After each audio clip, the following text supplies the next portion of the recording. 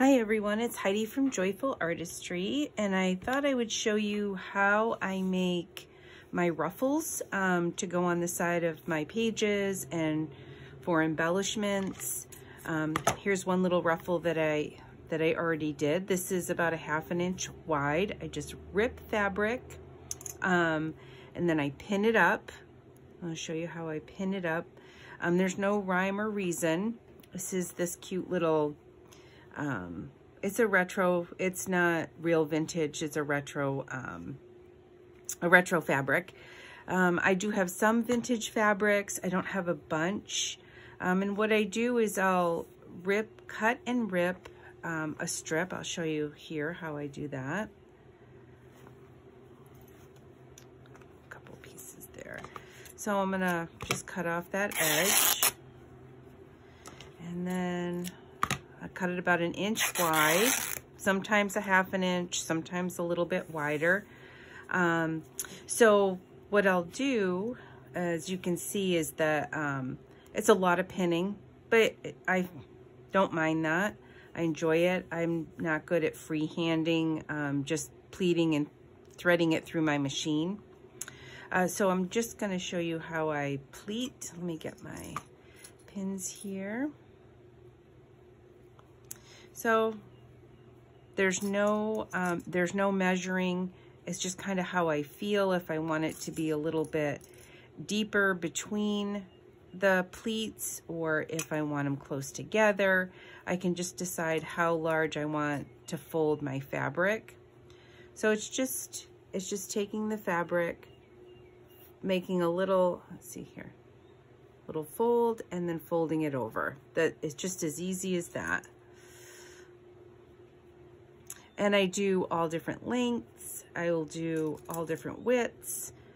Right now I am working on some sewing journals, so I want some fabric pleats to go on the edge of my pages. So I'm just going to, I don't know if you'll be able to see this really well, through my machine. My machine is on zigzag. You can do a straight stitch. I like the zigzag. If I can't get it to. Now my machine is a workhorse. It's 35 years old. I use it for all my crafting. And of course my thread came out. Okay.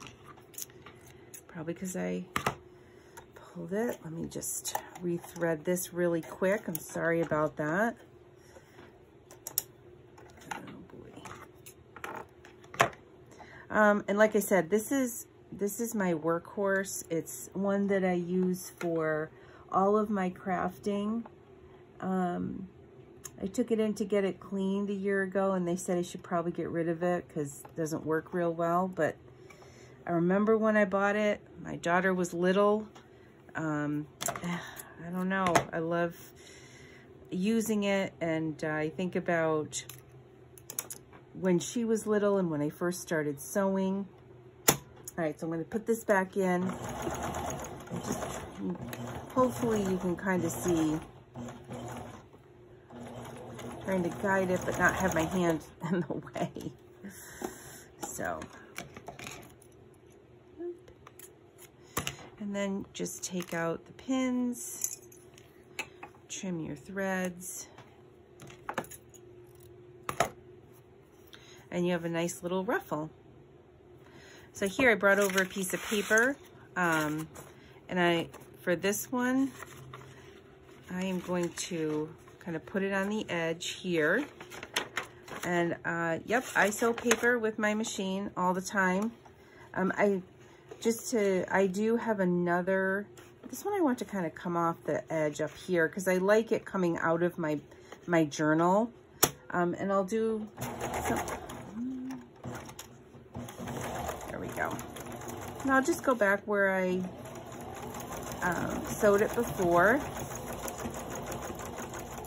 and sometimes I'll go down the page too to kind of give it a little just some character. Oh, my scissors are magnetized. So here, this is kind of what it looks like. Oh my goodness. on the page.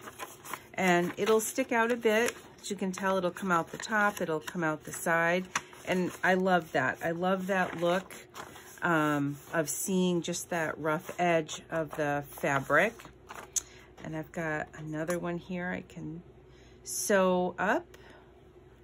Just so you see, this is a little bit thinner and my machine's a little finicky. Like I said, it's 35 years old. Oh, actually, it's gonna be okay, I think. It's gonna be as finicky as before. And this, oh, sorry, if my hand is in the way and you can't see, I just want to be able to guide it. And if you want to make really long ones, if you want to take, you know, your 44, I think it's 44 width fabric and do a nice long one, you can cut it up. You can use, you know, small bits and pieces on your tags throughout your journal. This one will be, this one here, we'll just look at this. It'll fit right down the full side. So I'm gonna put this one in. I'm gonna sew this one here right on the edge. Let me just get my presser foot back over here. My presser foot tends to wander. And like I said, I have a zigzag on this. I will curve it because I think it gives more character. And it's funny, I don't curve my lace when I sew my lace on. Just my ruffles. I don't know, just... So, it just gives the page some character. This is coffee stained paper I created. Look at the inside. I will... My ink is here. Let me grab that. You can put a little ink on here to make that stand out a little bit more, your stitches. The same over here. It's a couple little things that I do to enhance my journals and to put some things in that are a little bit different than normal. So I hope you enjoyed this. Let me know if you haven't subscribed, please subscribe. And give me a nice little thumbs up if you enjoyed the enjoyed the video. Thanks a lot and have a great day.